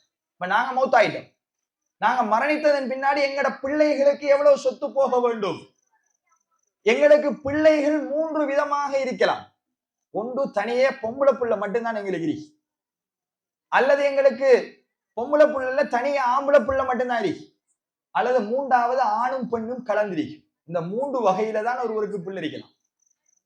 ஒரு தாய்க்கும் தகப்பனுக்கும் ஒன்றில் முழுவதும் ஆம்பளை பிள்ளைகள் அல்லது முழுவதும் பொம்பளை பிள்ளைகள், அது ஆணும் பெண்ணும் கலந்துதான் எங்களுக்கு பிள்ளைகள் இருப்பார். இப்ப இஸ்லாம் என்ன சட்டம் சொல்லுது என்றால், முதலாவது உங்களுக்கு ஒரே ஒரு பொம்பளை புள்ளதான் இருக்கு, வேற பிள்ளைகளே கிடையாது. ஒரு தாய்க்கும் தகப்பனுக்கும் ஒரே ஒரு பொம்பளை புள்ளை இருந்தால் கணியத்துக்குரிய சகோதரர்களை அல்லாஹ் குர்ஆனிலே சொல்கிறான், நீங்கள் விட்டு செல்கின்ற உங்களுடைய சொத்தில் அந்த ஒரே ஒரு பொம்பளை பிள்ளைக்கு சரி பாதியாக அரைவாசி சொத்து போகணும். நீங்க மௌத்தாறீங்க, 3 கோடி ரூபாயை விட்டுட்டு மௌத்தாறீங்க. ஒரு உதாரணத்துக்கு சொல்றேன், உங்களோட முழு சொத்தும் உங்களோட கடனை கழிச்சு உங்களோட வசியத்தை நிறைவேற்றி உங்களை நடக்கம் செய்து எல்லாம் முடிந்ததன் பின்னாடி 3 கோடி ரூபாய் மிஞ்சுது உங்களோட சொத்து என்றால், உங்களுக்கு ஒரே ஒரு பொம்பளை பிள்ளை என்றால் அது தாயுடைய சொத்தாக இருந்தாலும் சரி தந்தையுடைய சொத்தாக இருந்தாலும் சரி, நாங்க என்ன விளங்கிட்டோம் தெரியுமா? ஆம்பளை பிள்ளைக்கு வாப்பாட சொத்து, பொம்பளை பிள்ளைக்கு இம்மாட சொத்து. பச்சை பிள்ளை வாப்பாவின் சொத்தில் இருந்து ஆண் பெண் 2 பிள்ளைகளுக்கும் சொத்திரி. அதே மாதிரி உம்மாவுடைய சொத்தில் இருந்து ஆண் பெண் 2 பிள்ளைகளுக்கும் சொத்திரி. வாப்பாட சொத்து ஆம்பளை பிள்ளைக்கும் கிடையாது, பொம்பளை பிள்ளைக்கு இம்மாட சொத்தும் கிடையாது. இதை முதல் அடிப்படையை புரியும். அப்ப உம்மாவுக்கோ வாப்பாவுக்கோ சொத்து இருந்து அவர்கள் மௌத்தானால் ஒரே ஒரு பெண் குழந்தை மட்டும்தான் எங்களுக்கு இருக்கின்றால் இஸ்லாம் என்ன சொல்கிறது? உங்களோட சொத்துல சரி பாதியாக பிரித்து 3 கோடியில 1.5 கோடி ரூபாய் காசையாவது கொடுக்கணும். அந்த ஒரு பொம்பளை பிள்ளை கொடுத்து போட்டு மிச்சம் உள்ள 1.5 கோடி ரூபாயைத்தான் ஏனைய அனந்தரக்காரர்களுக்கு பிரிக்கிறது. அந்த மரணித்தவருக்கு தாய் இருந்தால், தந்தை இருந்தால், சகோதரர் இருந்தால் அந்த 1.5 கோடி ரூபாய் பிரிக்கும். அப்ப ஒரு பொம்பளை பிள்ளையை நாங்க விட்டுட்டு மௌத்தானா ஒரு பொம்பளை பிள்ளைக்கு எத்தனை கொடுக்கணும்? சொத்தில் சரி பாதியை கொடுக்க வேண்டும் என்று அல்லாஹ் குர்ஆனிலே சொல்கிறான். தொடர்ந்து சொல்கிறான், ஃபஇன் குன்ன நிசான் ஃபௌக ஸனத்தைனி ஃபலஹுன்ன ஸுலுஸா மா தரக். உங்களுக்கு 2 பொம்பளை பிள்ளையோ அதற்கு மேல் இருந்தாலும், தனியே பொம்பளை பிள்ளை தான், 2 பொம்பளை பிள்ளைகள் இருக்கிறான் அல்லது 2க்கு மேற்பட்டவர்கள், அது 3 அறிக்கலாம், 10 அறிக்கலாம், 200 பொம்பளை பிள்ளை உங்களுக்கு இருந்தாலும் ஒரே கணக்கு தான். என்ன?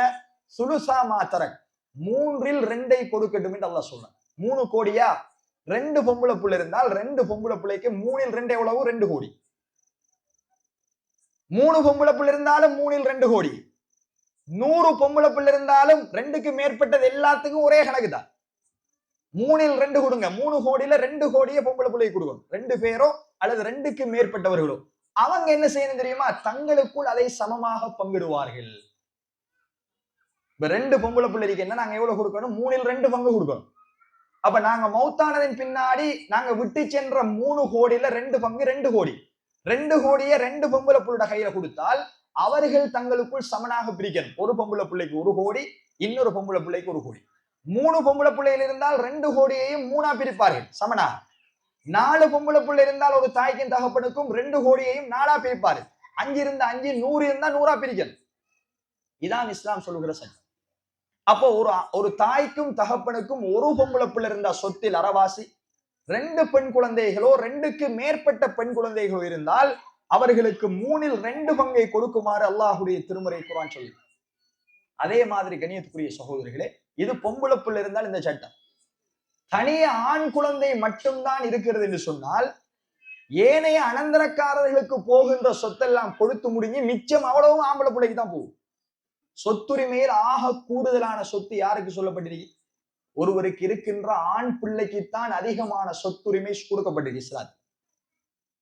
ஏன், என்ன காரணம்? அல்லாஹு தஆலா பல ஹிக்மத்துகளை அதில் வைத்திருக்கிறான். எங்களுக்கு ஆண் குழந்தை மட்டும்தான் இருக்கு, பொம்பளை பிள்ளைகளே கிடையாது என்றால் நாங்க உம்மாக்கு வாப்பாக்கு சொத்துரிமையில கொடுக்க வேண்டிய அந்த கடமைகளை எல்லாம் நிறைவேற்றிவிட்டு பெரும்பகுதியான மீதமுள்ள அத்துணையும் ஆண் மகனுக்கு கொடுக்கப்பட வேண்டும் என்பதை அல்லாஹுடைய திருமறை குர்ஆன் சொல்லுவதை கண்ணியத்துக்குரிய சகோதரர்களை பார்க்கும். 3வது ஆம்பளை பிள்ளையும் இருக்கு, பொம்பளை பிள்ளையும் இருக்கு, 2 மிக்ஸ் ஆகிரி. அல்லாஹ் ஆண் குழந்தைகளையும் எங்களுக்கு தந்திருக்கான், பொம்பளை பிள்ளைகளையும் எங்களுக்கு தந்திருக்கிறான் என்றால் இப்ப எப்படி நாங்க சொத்தை பிரிப்பது?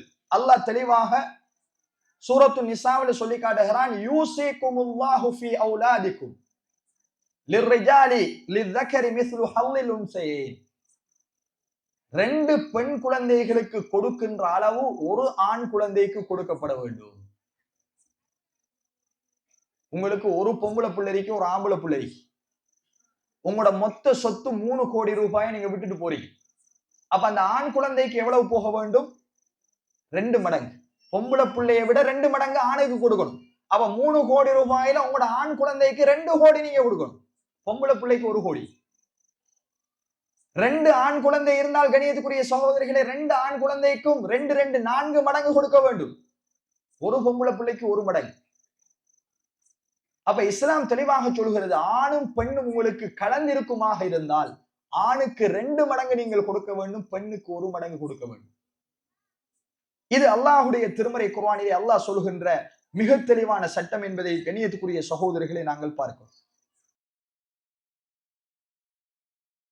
அப்ப எங்கட பிள்ளைகளுக்கு இப்படித்தான் சொத்தை பங்கு வைக்க வேண்டும் என்பதை தெளிவாக நாங்கள் புரிந்து கொண்டோம்.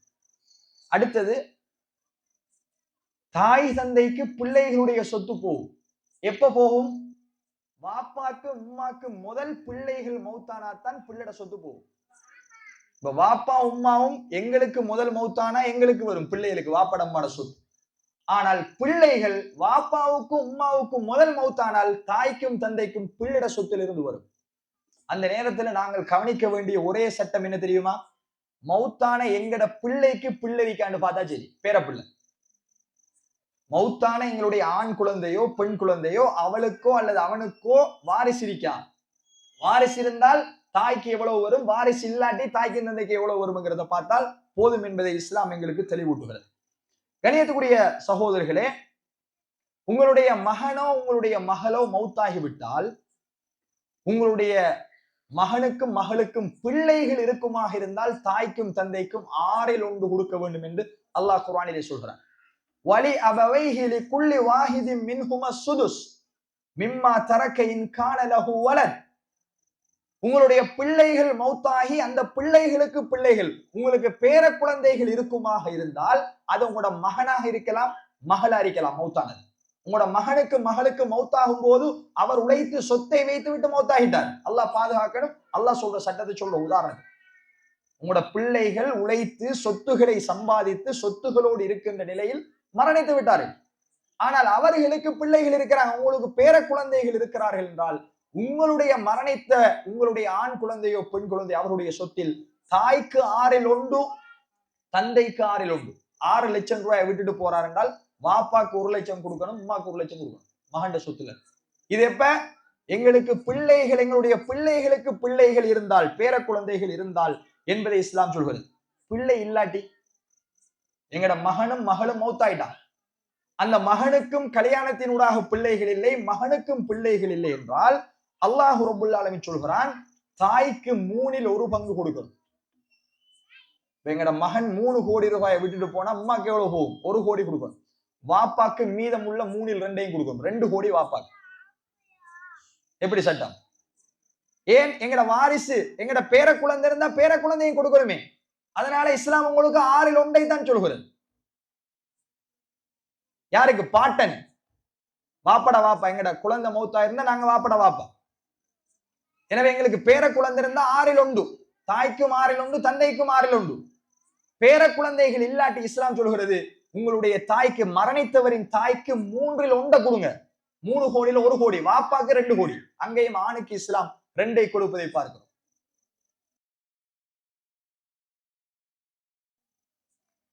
அதே மாதிரி கண்ணியத்துக்குரிய சகோதரர்களே, அல்லாஹ்வின் நல்லடியார்களே, கணவன் மனைவி மிக முக்கியமான ஒரு சட்டம். கணவன் மௌத்தானால் கணவனுடைய சொத்தில் மனைவிக்கு பங்கிரி, மனைவி மரணித்தால் மனைவியினுடைய சொத்தில் கணவனுக்கு பங்கிரி. இது எங்க சமுதாயத்தில் நடைமுறையிலேயே இல்லை. நாங்க பொதுவா வழங்கி வச்சிருக்கிறோம், ஒருவர் சொத்தோடு மரணித்து விட்டால் அவருடைய சொத்து பிள்ளைகளுக்கு மட்டும்தான் போகும், தாய் தந்தைக்கு கொடுப்பதும் இல்லை, கணவனுடைய சொத்தை மனைவிக்கு கொடுப்பதும் இல்லை, மனைவியினுடைய சொத்தை கணவனுக்கு கொடுப்பதும் இல்லை. சில வீடுகளில் உம்மா மௌத்தாகி விட்டால் பாப்பாவை அவர் உம்மாட குடும்பத்துக்கே அனுப்பி விடுவதை பார்க்கிறோம். உங்களுக்கு ஒன்றும் இல்லை, நீங்க வந்த இடத்தையே போங்க, எங்கிருந்து வந்தீங்களோ அங்கேயே போங்க துரத்தி விடுவதை பார்க்கிறோம். ஆனால் இஸ்லாம் சொல்கிறது கணவன் மரணித்தால் கணவனுடைய சொத்து மனைவிக்கு சொந்தம் எவ்வளவு போகும் என்பதை இஸ்லாம் தெளிவாக சொல்வது. மனைவி மரணித்தால் மனைவியினுடைய சொத்தில் கணவனுக்கு எவ்வளவு சொந்தம் என்பதையும் இஸ்லாம் தெளிவாக சொல்லுவதை கண்ணியத்துக்குரிய சகோதரர்களை நாங்கள் பார்க்கிறோம். முதலாவது, மனைவி மூத்தாகி விட்டால் மனைவியினுடைய சொத்தில் கணவனுக்கு எவ்வளவு சொந்தம் என்றால் பார்க்க வேண்டிய ஒரே ஒரு சட்டம், மனைவிக்கு பிள்ளரிக்கா இல்லையாங்கிறத பார்க்கணும். அது எங்களூடாகவும் இருக்கலாம், அல்லது எங்கட மனைவி வேறொரு திருமணம் முடித்து அதுல பிள்ளரிக்கா இல்லையான்னு பார்க்கணும். அவக்கு எந்த திருமணத்திலையும் பிள்ளை இல்லை என்றால், நம்ம திருமணம் முடிச்சும் குழந்தை இல்லை, நமக்கு முதல் இன்னொருவர் திருமணம் முடிச்சும் அவருக்கு குழந்தை இல்லை, ஆனால் நிகழ்நிலையில நம்ம தான் கணவன் ஆகிக்கிறோம், கடைசி கணவன் நம்ம தான். மனைவி மௌத்தாகிட்டான், அந்த மனைவிக்கு எந்த பிள்ளைகளும் இல்லை, எங்களுக்கு மூடாகவும் பிள்ளை இல்லை, வேறு திருமணத்திலையும் பிள்ளை இல்லை என்றால் சொத்துல அறவாசி கணவனுக்கு. சுப்ஹானல்லாஹ், எப்படி சட்டம் அல்லாஹ்வுடைய. உங்களோட மனைவிக்கு எந்த விதமான பிள்ளைகளும் வாரிசுகளும் இல்லை என்றால் மனைவி சொத்தை வித்து போட்டு மௌத்தானா கணவனுக்கு அரைவாசி சொத்து போகும் என்று இஸ்லாம் சொல்வது. அதே மாதிரி கண்ணியத்துக்குரிய சகோதரர்களே, அல்லாஹ்வின் நல்லடியார்களே, பிள்ளை இருந்தால் நீங்க திருமணம் முடிச்சு உங்களூடாக ஒரு பிள்ளை உங்களோட மனைவிக்கு இருக்கு, அல்லது உங்களூடாக பிள்ளை இல்லைன்னு வைப்போம், வேறு திருமணத்தில் ஒரு பிள்ளை இருக்கு, உங்களுக்கு முதலாவது ஒரு கல்யாணம் முடிச்சு கணவன் மௌத்தாக இருந்தாலோ அல்லது டிவோர்ஸ் ஆகி இருந்தாலோ அதுல ஒரு குழந்தை அந்த பெண்ணுக்கு இருக்குமாக இருந்தால் இஸ்லாம் சொல்கிறது கணவனுக்கு கால்வாசி. 1 லட்சம் ரூபாயை மனைவி விட்டு விட்டு போனா எவ்வளவு நமக்கு சொந்தம்? 25,000 ரூபாய், 4/1. பிள்ளை இல்லாட்டி அறவாசி சொத்து மனைவி. மனைவிக்கு பிள்ளை இருக்குமாக இருந்தால் உங்களுக்கு கால்வாசி. 1 கோடி ரூபாய்னா 25 லட்சம், 4/1 தான் கணவன் அனுபவிக்கலாம் என்று இஸ்லாம் தெளிவாக சொல்கிறது. அல்லாஹ் சொல்கிறான், வலக்கும் நிஸ்ஃபு மா தரக அஸ்வாஜுக்கும் இல்லம் யகுன் லஹுன்ன வலத். உங்களோட மனைவிக்கு பிள்ளை இல்லை என்றால் உங்களுக்கு அரைவாசி. சுப்ஹானல்லாஹ், அல்லாஹ்வுடைய சட்டம். ஃபஇன் கான லஹுன்ன வலதுன் ஃபலகுமுர் ருபு. உங்களோட மனைவிக்கு பிள்ளை இருக்குமாக இருந்தால் உங்களுக்கு 1/4 மிம்மா தரக்ன, அவர்கள் விட்டு சென்ற சொத்தில் என்பதை அல்லாஹ்வுடைய திருமறை குர்ஆன் சொல்கிறது. அதே மாதிரி கணவன் மௌத்தான மனைவிக்கு எவ்வளவு இஸ்லாம் சொல்கிறது, அதிலும் பிள்ளையைத்தான் பார்க்கணும். எந்த பிள்ளையை பார்க்கணும்? மனைவிக்கு இருக்கிற பிள்ளையை பார்க்க கூடாது, கணவனுடைய பிள்ளையை பார்க்கணும். ஏன்? கணவன் ஊடாக இந்த மனைவிக்கும் பிள்ளை வந்திருக்கலாம், அல்லது அவன் இன்னும் ஒரு 3 திருமணம் 4 திருமணம் முடிக்கிறான் இல்லையா, இன்னொரு 3 திருமணம் வேற இடத்துல முடிச்சு வேற இடத்துல பிள்ளை இருக்கின்றால், கண்ணியத்துக்குரிய சகோதரர்களே, அதை வைத்து சட்டம் சொல்லணும். கணவனுக்கு பிள்ளையே இல்லை, இந்த திருமணத்திலையும் நாங்க அவர் மௌத்தாகும் போது நம்ம தான் மனைவியா இருக்க, அல்லது ஒரு 4 மனைவி மாதிரி ஏக காலத்தில் இருக்காங்கன்னு வைப்போம். உயிரோட 4 மனைவியும் இருக்காங்க, கணவன் மௌத்தாயிட்ட. 4 மனைவிக்கும் கணவன் ஊடாக பிள்ளையே இல்லை, கணவனுக்கு எந்த பிள்ளையும் இல்லை. 4 மனைவிக்கும் கணவன் ஊடாக பிள்ளை பிறக்கல, வேறு கணவன் ஊடாக பிள்ளை பிறந்திருக்கலாம், அதை கணக்கில் எடுக்கலாம், அது மனைவிட பிள்ளை. மௌத்தாகின்றவர் தானே கதாநாயகன், அவரை சொத்தை தானே பிரிக்க போறோம். எனவே மரணிக்கின்றவருக்கு பிள்ளை இருக்கா இல்லையான்னு தான் பார்க்கணும். அவருக்கு 4 திருமணத்தினூடாகவும் பிள்ளையே இல்லை, அல்லது டிவோர்ஸ் பண்ணி ஒரு 10 திருமணம் முடிச்சுக்காருன்னு வைப்போம். ஒன்றை டிவோர்ஸ் பண்ணாரு, அடுத்த திருமணம், அது டிவோர்ஸ் ஆகிட்டு இன்னொரு திருமணம், உதாரணத்துக்கு சொல்றேன், அது டிவோர்ஸ் ஆகி இன்னொரு திருமணம். ஒரு திருமணத்திலும் இந்த உலகத்தில் அவருக்கு வாரிசே இல்லை. அப்படி என்றிருந்தால் மனைவிக்கு எவ்வளவு போகும் என்பதை அல்லாஹ்வுடைய திருமறை குர்ஆன் தெளிவாக சொல்வது. 4/1 மனைவிக்கு கணவனுக்கு பிள்ளை இல்லாவிட்டால் எவ்வளவு போகும்? 4/1. 4 கோடி அவர் விட்டுட்டு போனா 4/1 எவ்வளவு? 1 கோடி ரூபாய் மனைவிக்கு கொடுக்கணும். கணவனுக்கு பிள்ளை இல்லாவிட்டால் இந்த சட்டம். கணவனுக்கு பிள்ளை இருந்தால், நம்மளூடாக கணவனுக்கு பிள்ளை இருக்கு, ஒரு 2 பிள்ளை இருக்குன்னு வைப்போம், அல்லது ஏனைய திருமணங்கள்லையும் கணவனுக்கு பிள்ளை இருக்கு என்று வைப்போம், அல்லது எங்களுக்கு திருமணத்தினூடாக பிள்ளை இல்ல, வேறு மனைவியில பிள்ளை இருக்கின்றா, கணவனுடைய பிள்ளையை தான் பார்க்கணும். கணவனுக்கு வேற கல்யாணத்துல திருமணத்துல பிள்ளை இருந்தால் 8/1 மனைவிக்கு போகும். கணவன் மௌத்தானா மொத்த சொத்தையும் 8ஆ பிரிச்சு 8 கோடியா, நாங்க 8 கோடி ரூபாயை விட்டுட்டு போறார் என்றால் 8 கோடி ரூபாயில 1 கோடி ரூபாய் மனைவிக்கு போகும். அப்ப கணவன் மனைவியினுடைய விடயத்துல நாங்க பார்க்கணும். கணவன் மௌத்தானால், மௌத்தான கணவனுக்கு பிள்ளை இருந்தால் எவ்வளவு போகும்? மனைவி எவ்வளவு போகும்? 8/1 போகும். பிள்ளை இல்லை என்றால் 4/1 போகும் என்பதை இஸ்லாம் சொல்கிறது. எனவே கண்ணியத்துக்குரிய சகோதரர்களே, அல்லாஹ்வின் நல்லடியார்களே, இது அல்லாஹ் குர்ஆன்ல சொல்லுகிற கணக்கு, நம்ம கண்டுபிடிக்கிற கணக்கும் அல்ல, நாங்க கூட்டி குறைச்சு கொடுப்பதும் இல்லை. அல்லாஹ் சொல்கிறான், ஃபலஹுன்ன ருபு மிம்மா தரக்தும் இல்லம் யகுன் லகும் வலதுன். உங்களுக்கு பிள்ளைகள் இல்லை என்றால் உங்களுடைய மனைவிமாருக்கு 4/1 போகும். ஃபஇன் கான லகும் வலதுன் ஃபலஹுன்ன ஸுமுன். உங்களுக்கு பிள்ளைகள் இருந்தால் உங்களோட மனைவிமாருக்கு 8/1 போகும். என்ன காரணம்? பிள்ளைகளையும் கொடுக்கணுமே, சொத்து பாப்பட சொத்துல இருந்து பிள்ளைகளையும் கொடுக்கணும். அதனால மனைவிக்கு 8/1, பிள்ளை இல்லாட்டி 4/1. இப்படி இஸ்லாம் மிக தெளிவான சட்டத்தை கண்ணியத்துக்குரிய சகோதரர்களே, அல்லாஹ்வின் நல்லடியார்களே, சொல்லியிருப்பதை நாங்கள் பார்க்கிறோம். இது இவ்வளவும் எங்களோட சமுதாயத்துல நாங்க தெரிஞ்சிருக்க வேண்டிய கணக்கு. இது இல்லாம சகோதரன் இருந்தால், சகோதரன் இல்லாட்டி பாட்டன் இருந்தால் பாட்டனுக்கு எவ்வளவு போகும், பேர குழந்தை இருந்தால் பேர குழந்தைக்கு எவ்வளவு போகும் என்றெல்லாம் பெரிய லிஸ்டே இருக்கிறது. அதற்கு நேரம் போதாது. எனவே கண்ணியத்துக்குரிய சகோதரர்களே, அல்லாஹ்வின் நல்லடியார்களே, இந்த பாக பிரிவினை, இந்த சொத்து பங்கீடு என்கின்ற சட்டத்தை அல்லாஹ் ரப்பல் ஆலமீன் கடமையாக்கி அனுப்பியிருப்பதே, குர்ஆனில் எங்களுக்கு கற்று தந்திருப்பதே, அல்லாஹுக்காக நாம் அனைவரும் சூரத்து நிசாவுடைய 7வது வசனத்திலிருந்து 14வது வசனம் வரைக்கும் வீட்டுக்கு போய் படிச்சு பாருங்க. நான் சொன்ன அத்துணை கணக்கையும் அல்லாஹ் சொல்லியிருக்கேன். தர்ஜுமத்து குர்ஆன் எடுத்து படிச்சு பாருங்க. 4வது அத்தியாயம் சூரத்து நிசா 7வது வசனத்திலிருந்து 14வது வசனம் வரை. அதே மாதிரி சூரத்து நிசாவுடைய 176வது வசனம் மீதம் உள்ள சட்டத்தை சொல்லுது. சகோதரர்களுக்கு எவ்வளவு போகும் அதை புரட்டி பாருங்க கண்ணியத்துக்குரிய சகோதரர். அவ்வளவு தெளிவான சட்டத்தை அல்லாஹ்வுடைய திருமறை குர்ஆன் மிக துல்லியமாக சொல்லியிருக்கிறது. ஆனால் இது நடைமுறையில் இருக்கிறதா? இப்படித்தான் எங்களுடைய சொத்துகள் ஒருவர் மௌத்தானதன் பின்னாடி தாய்க்கு, தந்தைக்கு, கணவனுக்கு, மனைவிக்கு, ஆண் பிள்ளைக்கு, பெண் பிள்ளைக்கு என்று பங்கு வைக்கப்படுகிறதா என்றால் நிச்சயமாக இல்லை. எப்படி நாங்கள் சுவர்க்கம் போவது? அல்லாஹ் சொல்கிறான், இது அல்லாஹ்வுடைய கட்டளை, அல்லாஹ்வுடைய வரம்பு. அல்லாஹ்வுடைய வரம்பை யார் மீறுகிறாரோ, யுதுகில்ஹு நாரன் ஹாலிதன் ஃபீஹா, அவரை அல்லாஹ் நிரந்தரமாக நரகில் நுழைவிப்பான். நஊது பில்லாஹி. எனவே நாங்கள் இதை படிப்போம், எங்கட குழந்தைகளுக்கு வசியத்து செய்வோம், எங்கட மனைவிமாருக்கு வசியத்து செய்வோம். என்னுடைய சொத்து இவ்வளவுதான் இருக்கிறது, நான் மௌத்தாகும் போது என் ஆம்பளை பிள்ளைக்கு இவ்வளவு போக வேண்டும், என்னுடைய பொம்பளை பிள்ளைக்கு இவ்வளவு போக வேண்டும், என்னுடைய தாய்க்கு இவ்வளவு போக வேண்டும், என்னுடைய தந்தைக்கு இவ்வளவு போக வேண்டும், மனைவியாகிய உனக்கு இவ்வளவு வர வேண்டும், நீ எனக்கு முன்னர் மௌத்தானால் உன்னுடைய சொத்தில் எனக்கு இவ்வளவு வர வேண்டும் என்று இவைகளை கணக்கு வைத்து எழுதிவிட்டு மௌத்தாகின்ற பெற்றோர்களாக ஆண்களாக பெண்களாக இல்லாவிட்டால் நாங்கள் மறுமையில போய் தப்ப முடியாது.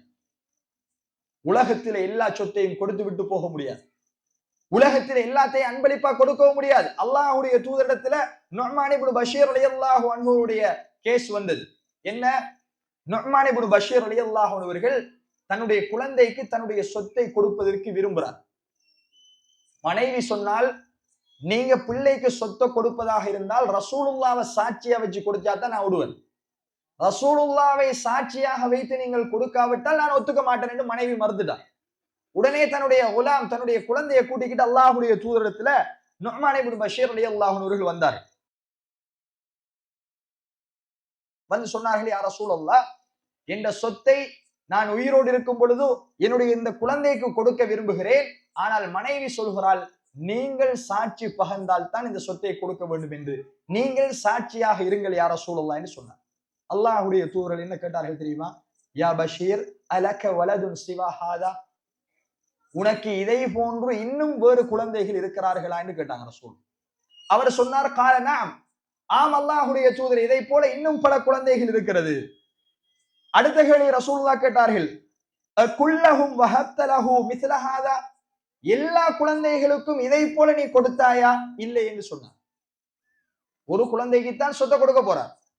ரசூலுல்லாஹ் என்ன கேட்டார்கள்? உனக்கு வேறு குழந்தைகள் இருக்கிறார்களா? ஆம் இருக்கிறார்கள். எல்லா குழந்தைகளுக்கும் இந்த குழந்தைக்கு கொடுப்பதை போல நீதமாக கொடுத்தாயா? இல்லை யா ரசூலல்லாஹ். அல்லாஹ்வுடைய தூதர் சொன்னார்கள், ஃபலா துஷ்ஹிதுனி இதன், அப்படி என்றால் என்னை இதற்கு நீ சாட்சியாக்காதே. ரசூலுல்லாஹ் தொடர்ந்து சொன்னார்கள், ஃபஇன்னி லா அஷ்ஹது அலா ஜௌர், அநியாயத்திற்கு நான் சாட்சி சொல்ல மாட்டேன், என்னை நீ இதற்கு சாட்சியாக்கி விட வேண்டாம் என்று அல்லாஹ்வுடைய தூதர் மறுத்து விட்டார். அப்ப உலகத்துல நாங்க ஒரு குழந்தைக்கு அன்பளிப்பு கொடுப்பதானால் 10 குழந்தை இருந்தால் 10க்கும் சமனா கொடுக்கணும். இல்லை என்றால் நாங்கள் அல்லாஹ்விடத்தில் போய் தப்ப முடியாது. அது மிகப்பெரிய அநியாயம். ஒரு பிள்ளைக்கு ஒரு 10 கோடி ரூபாய் வளவை கொடுக்கும் என்றா இரண்டாவது குழந்தைக்கும் அதே 10 கோடி ரூபாய் வளவோ அல்லது அதற்கு பொறுமதியான காசோ நாங்க கொடுத்தா தான் அது நீதம் உலகத்தில் இருக்கும். அதுக்காக இருக்கிற முழு சொத்தையும் கொடுக்கல. உங்களோட சொத்து பெருமானம் ஒரு 50 கோடி இருக்கும் என்று வைப்போம். எல்லாத்தையும் வளவு, வீடு, பேங்க்ல இருக்கிற காசு, ஓடுற வாகனம் எல்லாத்தையும் சேர்த்து ஒரு 50 கோடி ரூபாய் உங்களோட சொத்து பெருமானம் என்றா உலகத்துல நீங்க உங்களோட பிள்ளைக்கு 1 கோடி 1 கோடி 10 குழந்தையும் 10 கோடி கொடுக்கலாம். ஏன் 40 கோடி மிச்சம் இருக்கு. மௌத்தானதுக்கு பிறகு வாரிசுகளுக்கு அதை பிரிக்கலாம். ஆனா முழு சொத்தையும் உயிரோடு இருக்கும் பொழுது அன்பளிப்பு செய்ய முடியாது. அப்படி அன்பளிப்பு செய்வதானால் சமமா கொடுக்கணும். ஆணுக்கு பெண்ணுக்கு எல்லோருக்கும் சமமாக கொடுத்தால் மட்டுமே கண்ணியத்துக்குரிய சகோதரர்களே, அல்லாஹ்வின் நல்லடியார்களே, நாங்கள் அல்லாஹ்விடத்தில் சென்று தப்ப முடியும். ஆனால் நமது சமுதாயத்தில் இன்னும் ஒரு கலாச்சாரம் இருக்கு, சீதனம். பொம்பளை புள்ள திருமணம் முடிச்சு போகும்போது இருக்கின்ற சொத்து, வளவு, வீடு, காணி எல்லாத்தையும் சீதனமாக பெண் குழந்தைக்கு கொடுத்து விட்டு ஆம்பளை பிள்ளைகளை நடுரோட்டில் விடுற சமுதாயத்தை நாங்கள் பார்க்கிறோம். இது ஆகப்பெரிய தவறு. இஸ்லாம் சொன்னது பெண்ணை விட ஆணுக்கு தான் 2 மடங்கு. பொம்பளை பிள்ளைக்கு ஒரு ஊடு கொடுத்தால் நீங்க அதை போல 2 மடங்கு ஆண் குழந்தையை கொடுக்கணும். பெண் குழந்தைக்கு நீங்க 50 லட்சம் ரூபாய் நகம் கொடுத்தால் ஆண் குழந்தைக்கு அதை விட 1 லட்சம் ரூபாய்க்கு நகம் கொடுக்க வேண்டும். பெண்ணை போல ஆணுக்கு 2 மடங்கு கொடுக்கணும். ஆனால் எவ்வளவு அநியாயத்தை செய்கிறோம். ஆணை விட்டு விட்டு முழு சொத்தையும் பெண்ணுக்கு மட்டுமே வீடு கட்டி கொடுக்கிறோம், வளவாக கொடுக்கிறோம், காணியை கொடுக்கிறோம், எல்லா சொத்தையும் பொம்பளை பிள்ளை கொடுக்கிறோம். இது வரதட்சணையாக சீதனமாக நமது சமுதாயத்தில் வந்ததனால் இந்த சொத்துரிமையே பேசப்படாமல் அப்படியே மழுங்கி மங்கி போய்விட்டதை பார்க்கிறோம். என்ன காரணம்? உலமாக்கள் இதை பேசாததற்கு என்ன காரணம்? பெரும்பான்மையான உலமாக்கள் கூட அல்லாஹ் பாதுகாத்தவர்களை தவிர அவர்களும் இந்த வலையில் மாட்டிக்கொண்டார். அவர்களும் கண்ணியத்துக்குரிய சகோதரர்களை பேச முடியாத நிலைக்கு தள்ளப்பட்டிருப்பதை பார்க்க. இது அல்லாஹ் சொல்கின்ற கட்டளை. தைரியமாக பேச வேண்டிய, சமுதாயத்தில் எடுத்துச் சொல்ல வேண்டிய, சமுதாய மக்கள் நடைமுறைப்படுத்தப்பட வேண்டிய அல்லாஹ்வுடைய மிகப்பெரிய கட்டளை. எனவே இதை முடியுமான அளவுக்கு படிப்போம், தெரியாதவர்களுக்கு சொல்லிக் கொடுப்போம், எங்களோட வாழ்க்கையில் இதை நடைமுறைப்படுத்துவோம். இன்ஷா அல்லாஹ் நிச்சயமாக அல்லாஹு தாலா எங்கள் ஒவ்வொருத்தருடைய வாழ்க்கையில வெற்றியை கொண்டு வருவான். எனவே இஸ்லாம் நாங்கள் மரணித்ததன் பின்னாடியும் எங்கட சொத்துகள் தெளிவாக கையாளப்பட வேண்டும், அந்த சொத்துகள் அநீதம் இல்லாமல் நீதமாக பங்கு வைக்கப்பட வேண்டும் என்கின்ற தெளிவான சட்டத்தை எங்களுக்கு சொல்லி தந்திருக்கிறது. எனவே அவைகளை படித்து விளங்கி எங்களோட வாழ்க்கையில் நடைமுறைப்படுத்துவதற்கு எல்லாம் வல்ல அல்லாஹ் ரப்பல் ஆலமீன் எனக்கும் உங்களுக்கும் துணை புரிவானாக.